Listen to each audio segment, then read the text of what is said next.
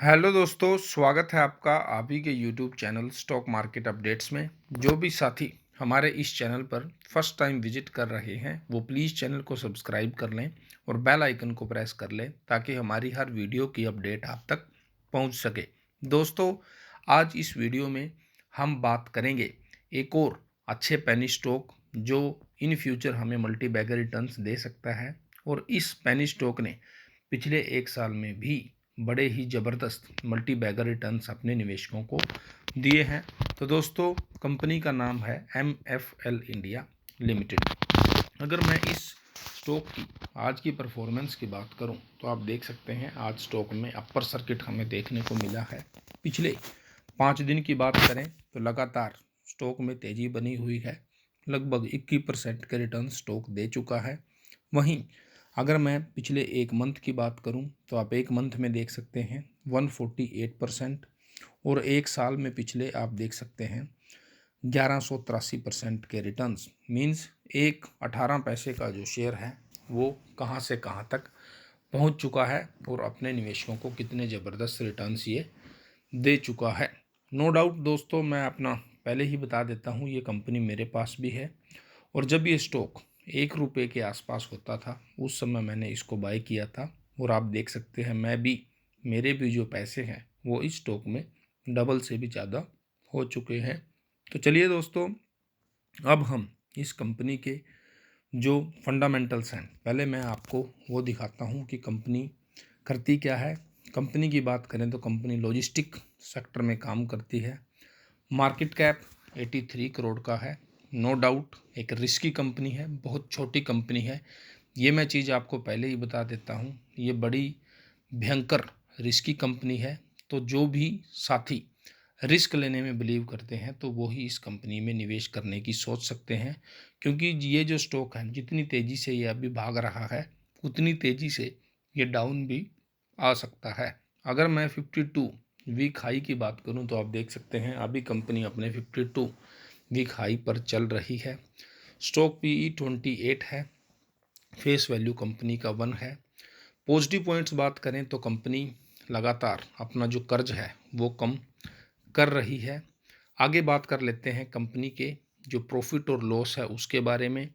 अगर मैं पिछले 5 साल का डाटा उठाऊं तो आप देख सकते हैं मार्च 2015 में कंपनी का नेट प्रॉफिट 0.71 करोड़ था, मार्च 16 में 0.82 करोड़, मार्च 17 में 0.22 करोड़ का लॉस हुआ, मार्च 18 में लॉस हुआ 48 करोड़ का, मार्च 19 में 25 करोड़ का लॉस हुआ, लेकिन मार्च 20 में 32 करोड़ का प्रॉफिट हुआ, और मार्च 2021 में 3.10 करोड़ का कंपनी को प्रॉफिट हुआ है। मार्च 21 में सेल्स भी इम्प्रूव हुई है। मार्च जो 20 का प्रॉफिट था 32, इसमें जो ये प्रॉफिट है ये ऑपरेटिंग प्रॉफिट नहीं है, ये अदर इनकम से आया हुआ प्रॉफिट है। ऑपरेटिंग प्रॉफिट तो मार्च 21 में ही कंपनी का इम्प्रूव हुआ है। आप देख सकते हैं 3.04 प्रॉफिट बिफोर टैक्स था और 3.1 मार्च 21 में प्रॉफिट हुआ है, और मार्च में ही पिछले साल मींस जो कंपनी की सेल्स हैं वो काफ़ी ज़्यादा हमें बढ़ती हुई दिखाई दी हैं। अब हम दोस्तों आगे कंपनी का शेयर होल्डर पैटर्न देख लेते हैं। शेयर होल्डिंग पैटर्न की बात करूं तो पब्लिक की इसमें 99.58 होल्डिंग है, वहीं प्रमोटर्स की 0.42 होल्डिंग इसमें बनी हुई है। अब दोस्तों मैं बात कर लेता हूं कंपनी की बैलेंस शीट की। रिजर्व्स की बात करें तो कंपनी के रिजर्व्स नो डाउट नेगेटिव में है, 37 करोड़ का नेगेटिव। पहले ये ज़्यादा होता था, अब कंपनी धीरे धीरे अपना जो कर्ज है उसको कम कर रही है। पीछे थोड़े दिन पहले ही जो इनकी मैनेजमेंट है उन्होंने एक डेब्ट रिडक्शन प्लान भी बनाया था, और उस प्लान के ऊपर जो मैनेजमेंट है वो लगातार काम कर रही है। लॉन्ग टर्म में भी आप देख सकते हैं पहले 43 करोड़ का कर्ज होता था, अब सिर्फ 7.5 करोड़ का कंपनी के ऊपर कर्जा रह चुका है। शॉर्ट टर्म की मैं बात करूँ, शॉर्ट टर्म में कंपनी ने अपना जो कर्ज है उसको बिल्कुल ख़त्म कर दिया है। 31 करोड़ पहले कर्ज होता था, अब कंपनी के ऊपर शॉर्ट टर्म में 1 रुपये का भी कर्ज नहीं है। उसके बाद कैश और कैश इक्विवेलेंट की बात करूं तो 0.27 करोड़ का कैश है।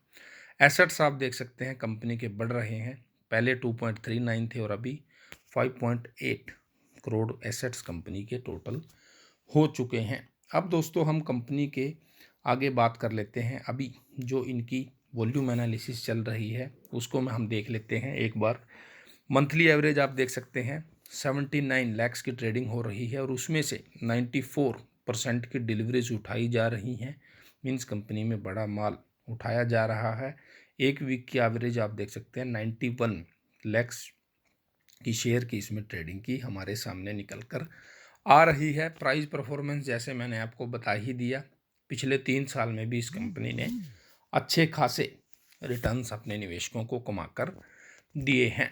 तो ओवरऑल जैसे मैंने आपको कंपनी की बैलेंस शीट दिखाई, बैलेंस शीट के हिसाब से अगर मैं बात करूं तो कंपनी धीरे धीरे अपने कर्ज को कम कर रही है। शॉर्ट टर्म में तो कंपनी ने 0 कर्ज कर दिया है। लॉन्ग टर्म में भी कंपनी का कर्ज 43 करोड़ से घटकर 7 करोड़ आ चुका है। वहीं रिजर्व्स जो ज़्यादा पहले नेगेटिव में होते थे अब वो धीरे धीरे कम हो रहे हैं। जो लास्ट ईयर था 2021 उसमें जो कंपनी की सेल्स हैं वो काफ़ी ज़्यादा ग्रोविंग हमें होती हुई दिखी हैं और उसी की वजह से जो ऑपरेटिंग प्रॉफिट है वो भी हमें अच्छा खासा होता हुआ दिखाई दिया है।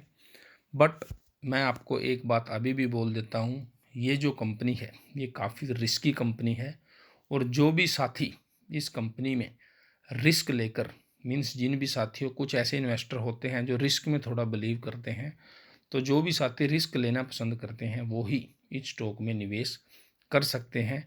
नहीं तो जिनमें रिस्क टेकिंग एबिलिटी नहीं है वो प्लीज़ इस स्टॉक से दूर रहें, वो इसमें अपने स्टॉक में पैसे ना लगाएं।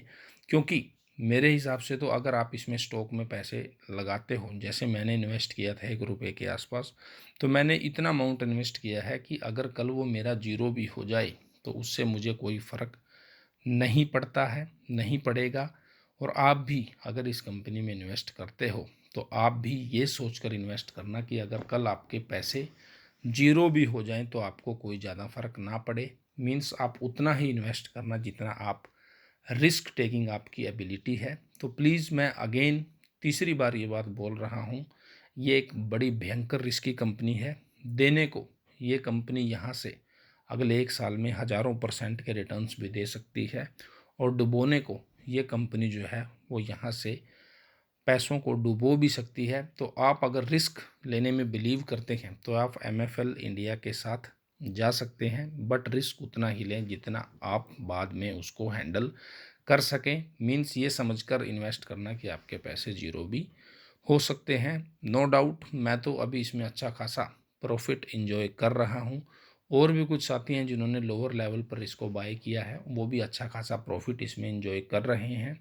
अभी जो Q3 के जो अभी इनके नंबर्स आने हैं उस पर नज़र रहेगी कि कंपनी कैसे इसमें Q3 के नंबर्स पेश करती है। अगर कंपनी के जो Q3 के नंबर्स हैं वो अच्छे आते हैं तो मैं इस कंपनी में और भी क्वांटिटी उठा सकता हूं, क्योंकि मुझे एक रीज़न मिल जाएगा, वैलिड रीज़न हो जाएगा कि हम अब इस कंपनी में निवेश और भी अपना बढ़ा सकते हैं। तो नो डाउट कंपनी अच्छा परफॉर्म कर रही है और जिस हिसाब से कंपनी अभी भाग रही है जल्द ही हमें इस कंपनी में 2 डिजिट का लेवल भी आने वाले समय में देखने को मिल सकता है। 10 तक के लेवल पर यह कंपनी जा सकती है। बट वॉलेटिलिटी ज़रूर कंपनी में हो सकती है, प्रॉफिट बुकिंग भी हो सकती है, लेकिन ओवरऑल अगर सेंटीमेंट्स की बात करें तो 10 की तरफ ये कंपनी लेवल अपना बनाए हुए है और उसकी तरफ ये आगे धीरे धीरे बढ़ रही है।